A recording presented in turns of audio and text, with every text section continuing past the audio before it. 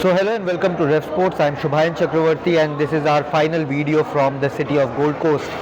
The fourth T20I which was played at the Gold Coast Stadium, the first ever men's international between India and Australia, and India came out victorious on a thumping note, defeating Australia by 48 runs and taking an unassailable 2-1 lead in this 5 T20I series. Now the caravan will move to Brisbane, but before leaving the city I had to come to the tallest building of Australia, which is the Sky Point here in Gold Coast. It is 270 meter, and the reason I came here because of the soaring height of not only this building but India's T20I side under Gautam Gambhir and captain Surya Kumar Yadav. Since Gautam Gambhir took charge of this team, India are yet to lose a T20I series.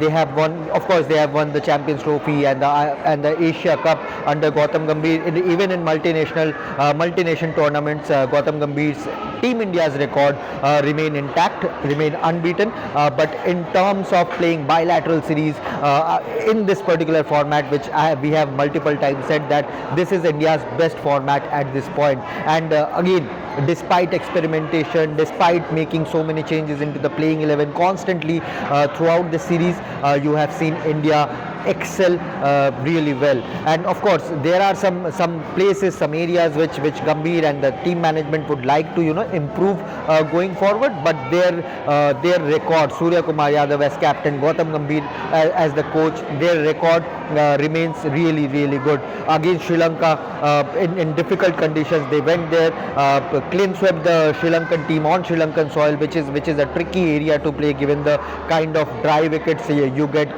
the kind of assistance spinners get. But despite that, India came out victorious in that series, followed by a thumping 3-0 win over Bangladesh. When they went to South Africa, they won there as well, and of course when they hosted England at home, they were victorious 4-1 as well. So in terms of India's performance under Gautam Gambhir, this team has been doing really well and continues to do so, despite, as I said, so many changes to their playing 11s and to the squad as well.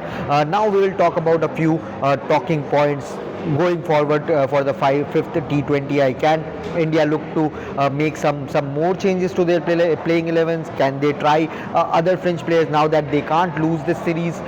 Can they go and give someone like a Rinku Singh a chance? You have seen Jitesh Sharma come into the playing 11 in place of Sanju Samson for the last couple of games. Is it part of the experimentation, or is it part of the larger picture where the team will prefer a specialized player in a specialized role, which is the finisher's role? Sanju Samson, since coming into the setup, since being demoted in the middle order, has not really looked at home. Yes, there are question marks over the consistency level of Shubman Gill in this particular format. He's yet to score a half century consistently in this format since playing the Asia Cup. He had a very valuable knock against Pakistan in the second game of the Asia Cup, in their second India-Pakistan game of the Asia Cup, and has constantly given the kind of partnership or kind of opening start that India requires at this point. Yes, he has not reached the consistency level which Shubman also would like to achieve, but overall they are the pair of Shubman Gill and Abhishek Sharma is looking good in whatever matches they have opened together. 12 odd matches, they have already stitched one century run stand. They have had a couple of 50 run stand, so their opening partnership is looking good. But yes, going forward, Shubman Gill would also like to achieve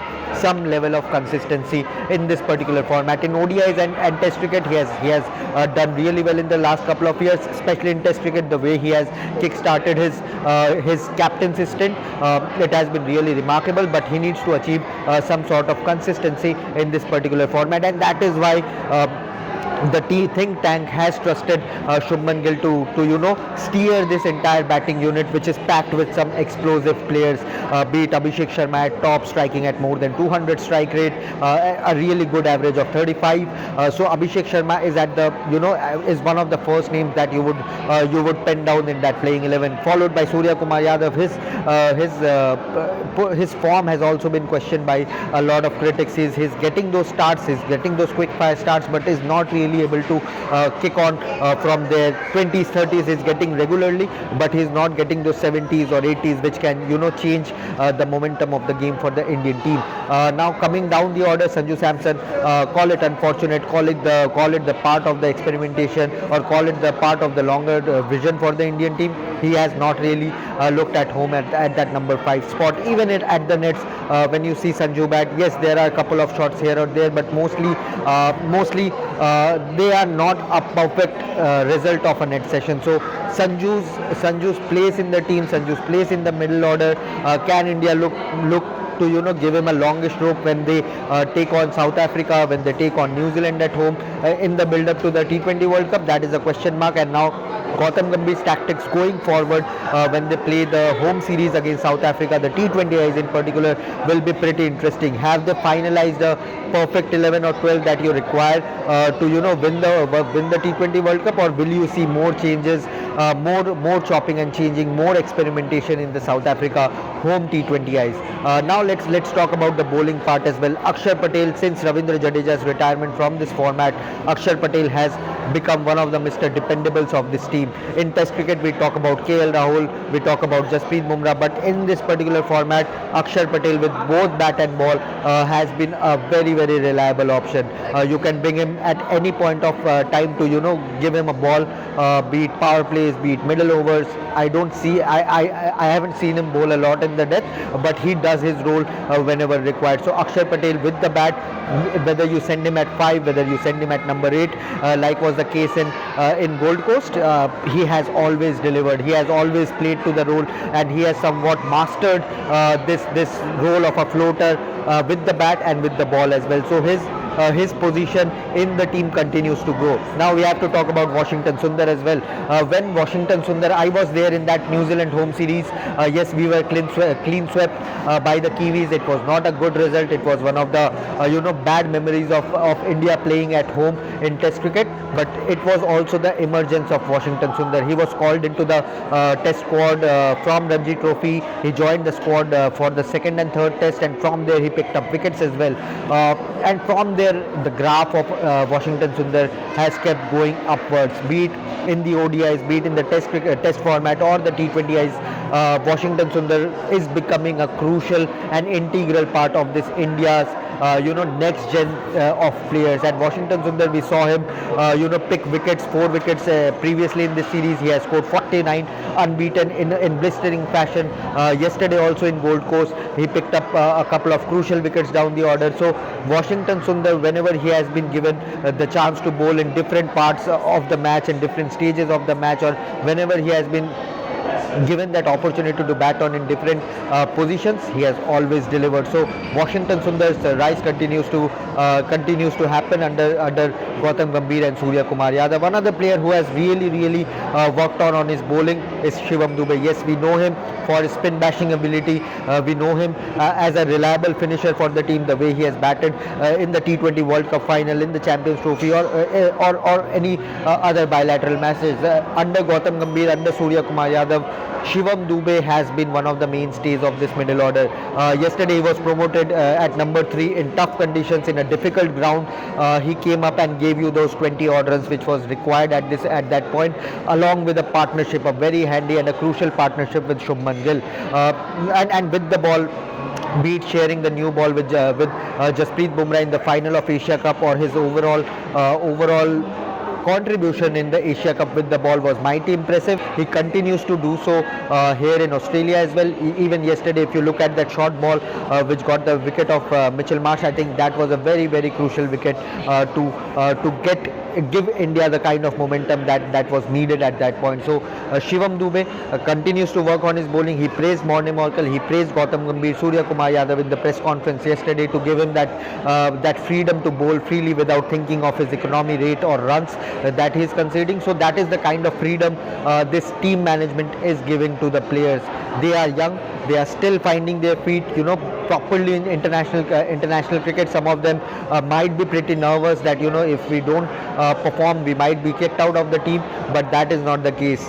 in this under this management, they have been given that assurance to go out there and have a long rope, have a bit of fun out there, particularly in this format. So India's rise in this format, they are the number one T20I side. You talk to the fans here, they know that this team is trying to do something special, and that's what Morne Morkel also said in the build up to this match, the fourth T20I in Gold Coast, that this is the time where we want to experiment and try out different combinations. You don't want to sit during the World Cup and think we should have or could have tried this thing and that thing.